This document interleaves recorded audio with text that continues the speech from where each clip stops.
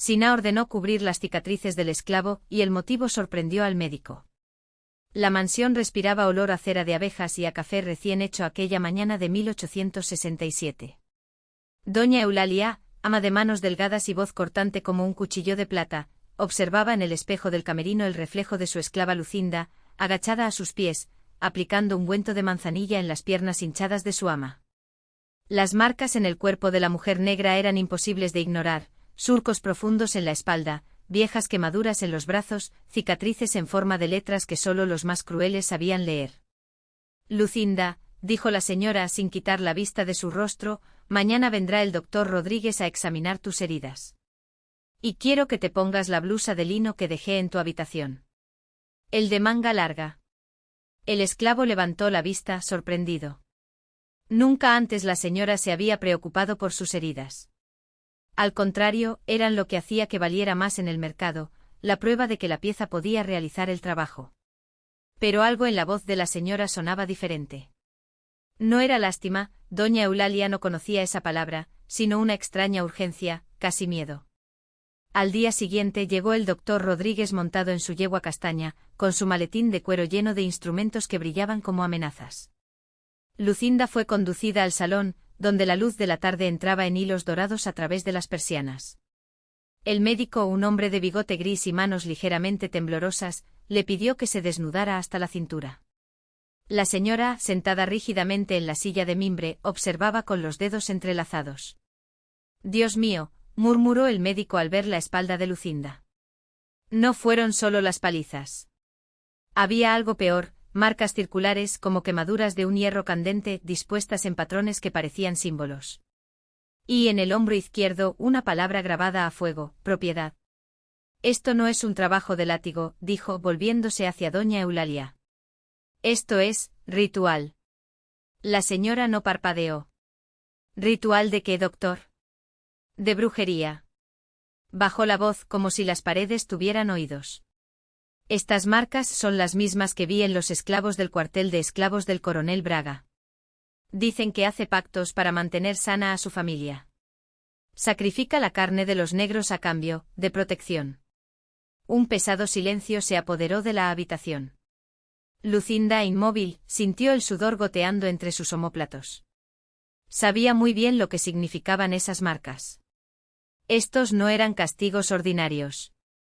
Eran ofertas. Y la señora, que siempre la había tratado con desdén, ahora la miraba como quien ve un fantasma. «Tapa esas cicatrices», ordenó doña Eulalia con voz firme, pero con un temblor casi imperceptible. «No quiero que nadie más los vea». El médico frunció el ceño. «¿Pero por qué, señorita? Si esto es obra de brujería, necesitamos». «¿Por qué?», interrumpió levantándose con un movimiento brusco de la falda, «mi marido está enfermo». «Muy enfermo».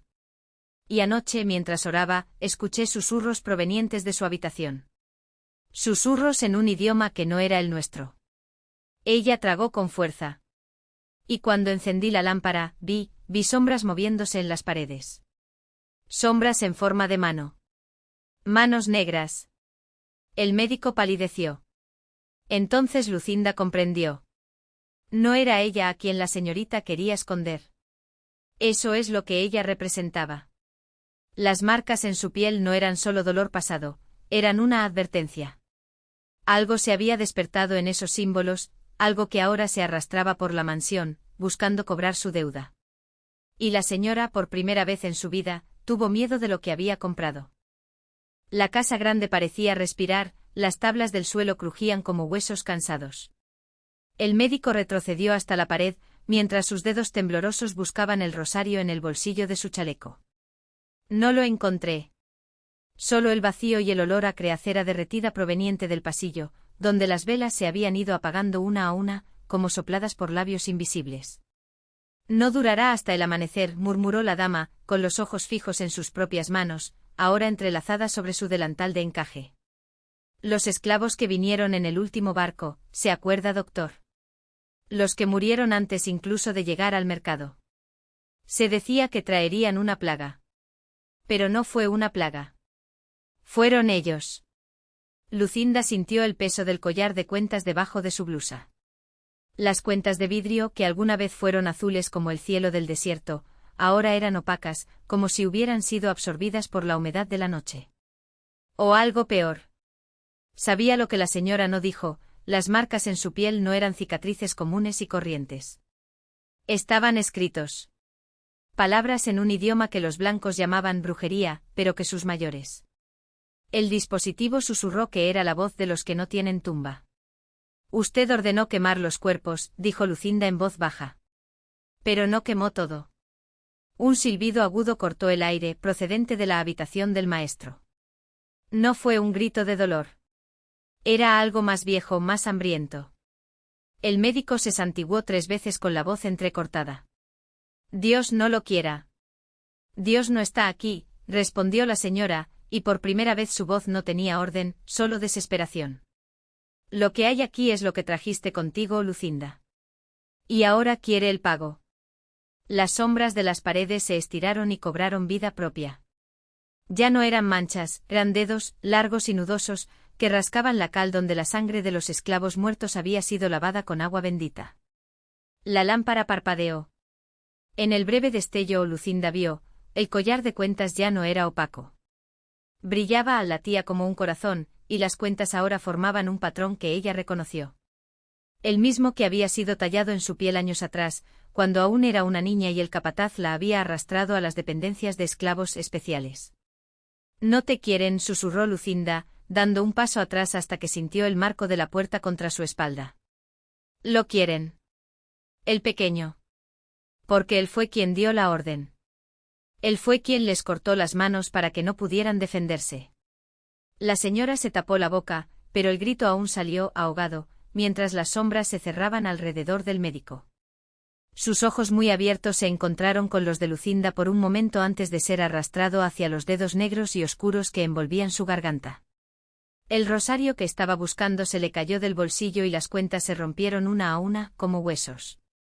Ya sabes lo que tienes que hacer, dijo la señora con la voz entrecortada, mientras el cuerpo del médico se retorcía en el suelo, las venas negras recorriendo sus brazos como raíces. Salva a mi marido. Y yo, te daré tu manumisión. Lucinda no respondió. Ella ya sabía que no era una promesa, era un intercambio. Y los intercambios con lo que estaba en esas sombras nunca fueron justos. Cuando entró en la habitación de su amo, el aire era tan espeso como miel podrida. El hombre de la cama ya no era el señor del molino. Era una bolsa de huesos cubierta de piel amarillenta, sus labios cosidos por hilos invisibles, sus ojos muy abiertos y blancos como huevos de araña. En su pecho una nueva marca, la misma que llevaba Lucinda, pero invertida, como un espejo roto. «¿Sabes mi nombre?», dijo arrodillándose junto a la cama. «¿Sabes lo que soy?». El caballero no respondió. «No pude». Pero sus manos, las manos que habían firmado órdenes de castigo, que habían apretado el cuello de los cachorros hasta dejarlos quietos, temblaban. Y cuando Lucinda le presionó la frente con la palma, él no se resistió.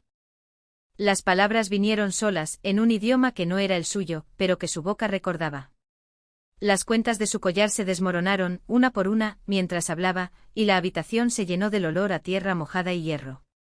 Afuera la señora lloraba, pero no era de miedo. Fue un alivio. Porque lo sabía, cuando saliera el sol, habría 2 cuerpos en la casa grande. Y solo uno de ellos sería humano. La noche se extendía como una tela desgarrada, pesada y húmeda, cuando Lucinda se levantó del borde de la cama. El anciano permaneció inmóvil, con los ojos muy abiertos y la piel adquiriendo ya el tono gris de la arcilla seca. Su boca todavía se movía, pero no salió ningún sonido, solo un hilo de saliva oscura, espesa como miel de abeja podrida. Pasó los dedos por la marca en su propio pecho, sintiendo el calor quemarle el interior, como si la carne estuviera siendo cocida con brasas. Afuera, los grillos se callaron de repente. El viento que antes susurraba entre las hojas del jardín, ahora soplaba en ráfagas cortas, como si algo lo empujara hacia atrás. La señora, apoyada en el marco de la puerta, colocó sus manos sobre su estómago, donde el niño, aún sin nombre, se movía con una urgencia que no era la de ella. Ella ya no lloró. Lo esperaba. Lucinda bajó las escaleras sin hacer ruido, sus pies descalzos apenas tocaban los desgastados escalones de madera. En la cocina, las ollas de hierro colgadas se balanceaban solas y el fuego de la chimenea, que debía de llevar horas apagado, crepitaba con llamas azules. Abrió la despensa y sacó el bulto de tela cruda que había escondido durante semanas, un puñado de huesos pequeños, blancos como el marfil, y un cuchillo con mango de cuerno, lo suficientemente afilado como para cortar la sombra de un hombre. Cuando regresó a la habitación, el señor ya no respiraba. Su pecho subía y bajaba a un ritmo equivocado, como si algo dentro de él estuviera tratando de salir. Lucinda. Se sentó en el borde de la cama y con el cuchillo, trazó un círculo en el suelo alrededor de ellos dos. El olor a tierra mojada se hizo más fuerte, ahora mezclado con el de carne podrida y algo más antiguo, algo que venía de debajo de la tierra, de antes de los hombres blancos, incluso antes de que los negros fueran arrancados de sus tierras. No eres el primero, murmuró, mientras la hoja cortaba el aire entre ellos. Y no será la última. El cuerpo del maestro tembló. De su garganta salió un sonido gutural, como el de un animal ahogándose.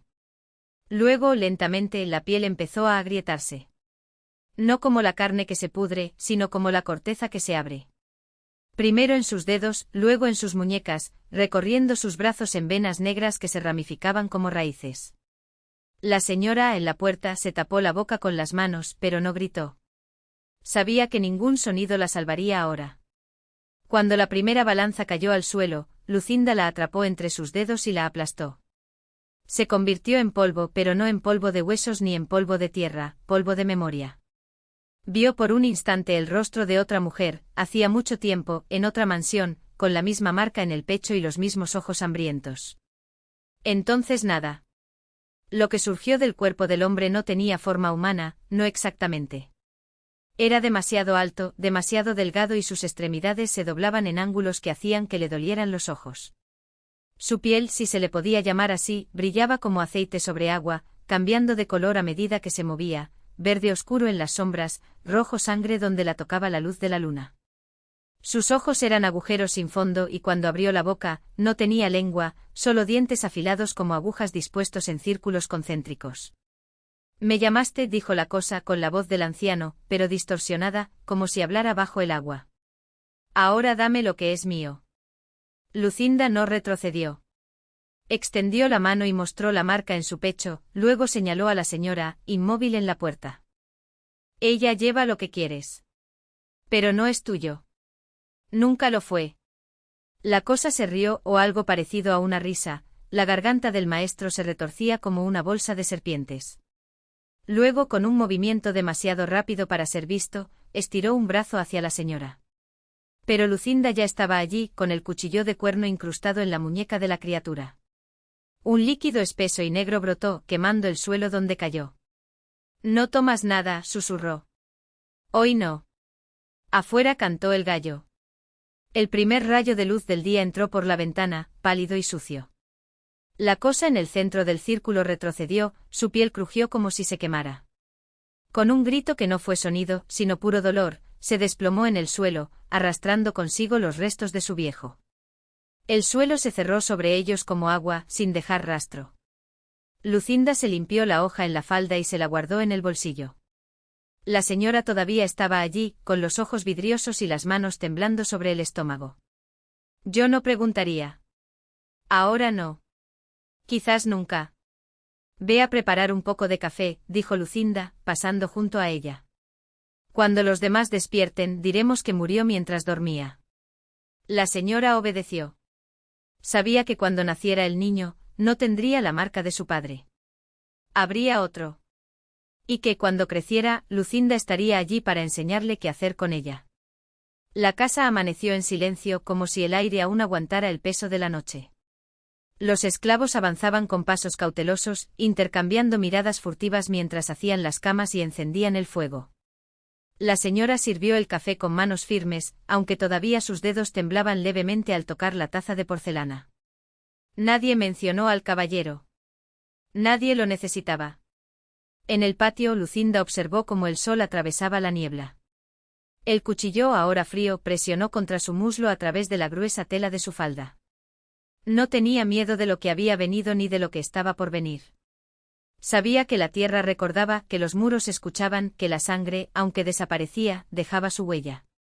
Por la tarde, cuando el médico llegó para examinar a la señora, la encontró sentada en el porche bordando un diminuto ajuar. No preguntó por su marido. Todos en el pueblo ya sabían que el hombre se había ido sin previo aviso, como tantos otros antes que él, ahogado en el río, perdido en el bosque, arrastrado por la fiebre. El médico simplemente asintió, tomó nota de la salud de la madre y del feto y se fue tan rápido como había llegado. Esa noche, mientras Missus dormía, Lucinda bajó al sótano. El suelo, antes liso, ahora tenía una marca casi imperceptible, una cicatriz en espiral, como el caparazón de un caracol. Presionó la palma de la mano sobre el lugar y sintió que el suelo respiraba. Algo latía abajo, lento y paciente. No es tu momento, murmuró. La casa crujió en respuesta. Cuando nació el niño, 3 meses después, vino al mundo sin llorar. Los ojos negros como boca de lobo se fijaron en Lucinda incluso antes de que la partera la envolviera en los pañales. La señora, exhausta, no vio la marca en el hombro de su hija, una pequeña espiral, roja como una quemadura. Se llamará María, dijo la madre con voz ronca. Lucinda no respondió. Cogió al niño y lo llevó hasta la ventana, donde la luna llena iluminaba el cañaveral. La niña estiró sus deditos como si quisiera tocar el cielo. No eres de ellos, susurró Lucinda. Y nunca lo será. Pasaron los años. La señora envejeció temprano, consumida por una tristeza que no tenía nombre. La granja menguó, las cosechas fracasaron y los esclavos fueron vendidos o huyeron, uno por uno, hasta que solo quedaron Lucinda y María. La niña creció salvaje.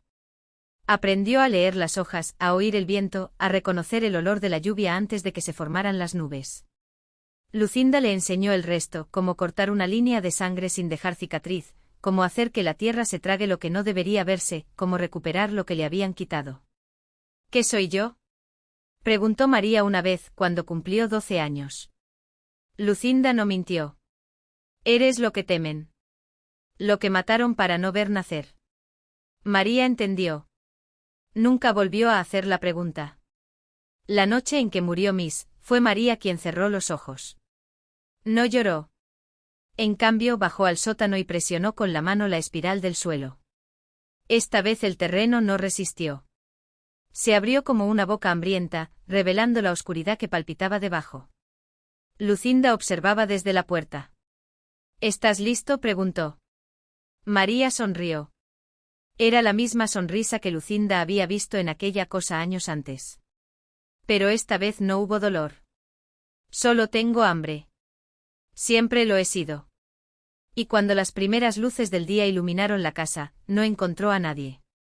Solo el viento silbando entre las grietas, y el olor a tierra mojada, como después de una larga lluvia. La casa permaneció en pie durante 3 lunas más, hasta que los hombres del pueblo, armados de hoces y toscas cruces de madera, decidieron quemarla. No por miedo a lo que pudiera haber dentro de ella, sino por lo que ya no estaba allí. Las paredes, que alguna vez fueron blancas como huesos al sol, se volvieron negras y agrietadas, derrumbándose sobre sí mismas con un suspiro de brasas. Solo entonces se dieron cuenta de que el sótano no ardía. Las llamas lamieron la entrada, pero retrocedieron como si algo las asfixiara antes de tocar las escaleras de piedra. Nadie se bajó. Poco a poco el recuerdo de la casa se fue desvaneciendo. Los niños nacidos después de aquellos días solo escuchaban fragmentos, que allí había vivido una loca, que un esclavo había desaparecido sin dejar rastro, que el viento a veces todavía llevaba un olor a tierra húmeda, como si la lluvia cayera solo sobre ese pedazo de tierra. Pero eran cuentos para asustar a los más pequeños, contados a la luz de velas que parpadeaban como ojos parpadeando en la oscuridad. Mientras tanto, muy abajo, donde la tierra era blanda y respiraba, caminaban María y Lucinda. Ya no había noche ni día. La luz procedía de los hongos fosforescentes que crecían en las paredes de los túneles estrechos y del brillo apagado de los ojos de las cosas que se arrastraban o colgaban de las grietas del techo. Lucinda se movía con la soltura de quien conoce cada curva, cada agujero donde la roca cede como carne podrida. María, ahora también. ¿Recuerdas cuando tenías miedo?, preguntó Lucinda, pasando los dedos por una pared húmeda. Las marcas que dejó no se secaron. Quedaron como cicatrices recientes. No tenía miedo, respondió María, y era verdad. El miedo era algo que venía de arriba, como el sol o el hambre que no se puede satisfacer. Allá abajo solo había sed. Se detuvieron frente a un abismo. Del otro lado una ciudad se extendía en círculos concéntricos, construida con huesos y arcilla negra. Torres de costillas humanas sostenían puentes de tendones secos, y en las plazas ardían hogueras de llamas azules, alimentadas por algo que no era madera. Las sombras bailaron a su alrededor, extendiéndose como dedos buscando la nada. «Están esperando», dijo Lucinda. María no preguntó quién. «Lo sabías». Él siempre lo había sabido. Bajaron por el puente más estrecho cuyos escalones eran vértebras astilladas. Las cosas que habitaban los callejones se apresuraron a esconderse, pero no por miedo. Por respeto. Reconocieron el olor de María, el mismo que Lucinda había traído años antes, envuelto en paños ensangrentados. El olor de alguien que pertenece al lugar incluso antes de nacer. En el centro de la ciudad había un trono hecho de mandíbulas entrelazadas. Sobre un lago de líquido espeso. En el algo se movía lentamente como un embrión adormecido. Cuando María se acercó el líquido burbujeó y emergió una mano, pálida, casi traslúcida, con uñas que crecían en espiral. «Has vuelto», dijo la voz que no era una voz, sino el sonido de miles de dientes rechinando al mismo tiempo. María extendió su mano. Su otra mano, fría y húmeda, se cerró sobre la de ella. «Nunca me fui». Y cuando el líquido se cerró sobre ellos, tragándolos como un útero al revés, los fuegos ardieron más alto y las sombras finalmente dejaron de bailar.